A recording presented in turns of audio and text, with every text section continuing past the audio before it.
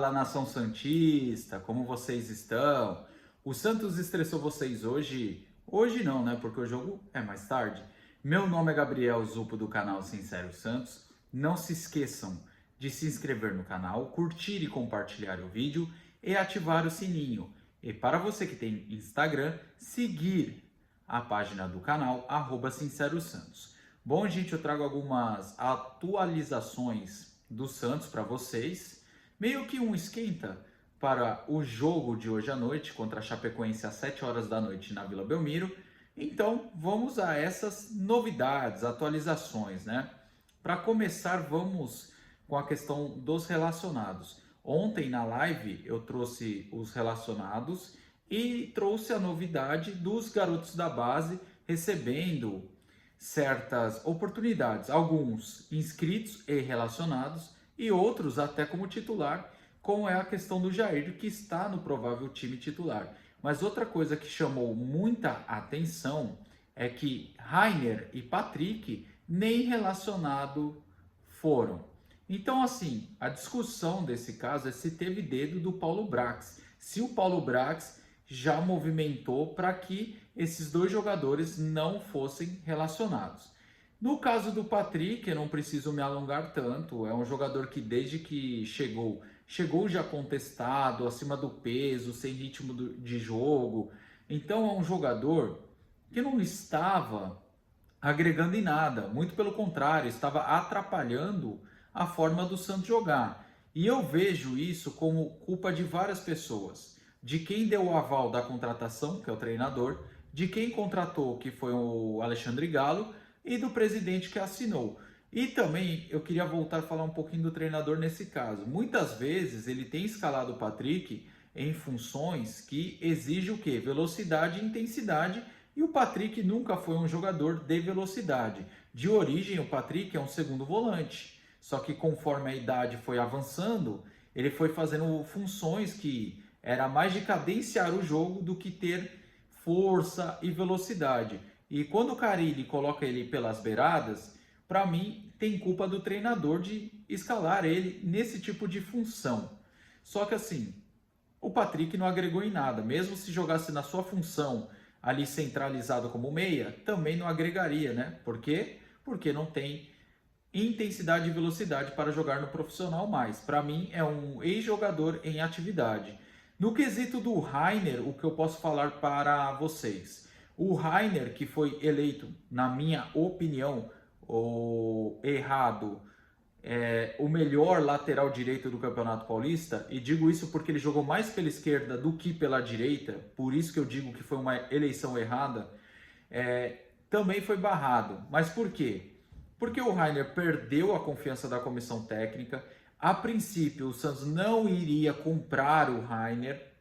Foi um erro de planejamento. Por que erro de planejamento, Gabriel? Porque o Santos iria liberar o jogador, o Azures, que era o time do Rainer, iria ceder o jogador para o Vitória da Bahia, e o Santos viu uma repercussão negativa por boa parte da torcida pelo bom Paulistão que o Rainer fez, e também viu que com algumas saídas e possíveis saídas nas laterais, viu que ficaria meio defasado em quesito de material humano das laterais. E o Santos, no desespero, atravessou o Vitória na negociação e adquiriu o Rainer em definitivo. Então, você vê que o Santos, no desespero, mais uma vez, contratou um jogador de forma errada. Lógico que pelo início do Paulistão, qualquer um seria a favor da contratação do Rainer, mas não na base do desespero, porque o Rainer vem fazendo más atuações, não vem jogando bem, perdeu a confiança da comissão técnica por quesito extracampo, de ter ficado causando tanto no extracampo que a comissão técnica começou meio que barrar ele. Então eu acho que junto a esses fatores faz com que o Rainer seja afastado. Agora, como eu falei, tanto o Patrick como o Rainer estão barrados dessa partida, não estão relacionados. Então a pergunta fica, será que teve dedo do Paulo Brax de ver esses jogadores em campo, pegar ali uns dados de rendimento, análises de scout das partidas deles e falou, gente, dá uma segurada esses dois, tira esses dois no momento das partidas do Santos? É uma coisa a se pensar e é uma teoria que eu levanto aqui no canal.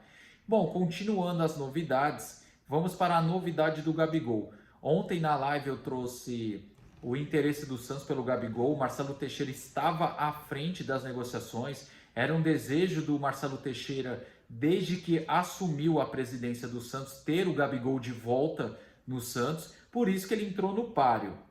A questão era trazer Gabigol agora ou depois?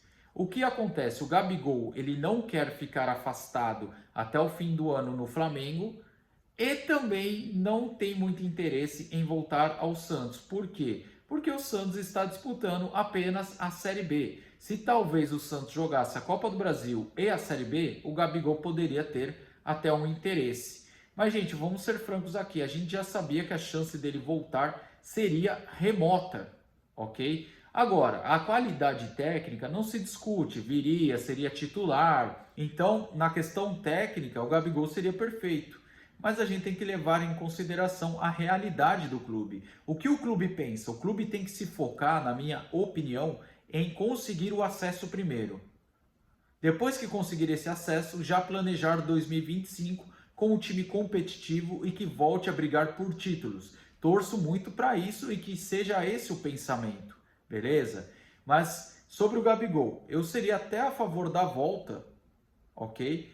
Por questão técnica, mas eu sei a realidade do clube e sei que seria muito difícil. Outra coisa que queria comentar aqui com vocês, se a questão do Patrick ganhando 400 mil já gerou um pouco de revolta no elenco, nos bastidores, imagina chegar um jogador para jogar a Série B ganhando 2 milhões por mês. Será que a revolta não seria maior?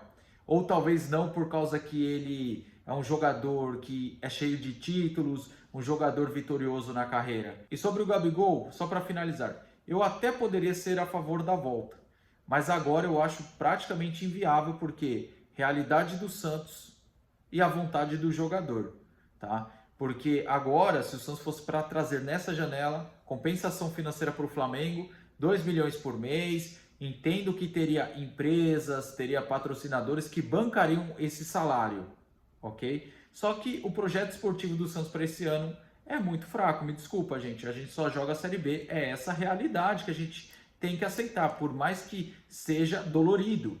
Então o Gabigol provavelmente irá para outra equipe, porque ele não quer esperar até janeiro para ir para outra equipe e também provavelmente não vai vir para o Santos para jogar apenas a Série B. Sonhar não custa nada, manter a esperança não custa nada, mas é bem remota a chance dele voltar para o Santos, beleza? E o último assunto que eu queria trazer aqui foi uma polêmica levantada pelo Craque Neto e eu queria comentar. Ele falou que o empresário do Carille foi visto no CT do rival de Itaquera, o tal do Pitombeira.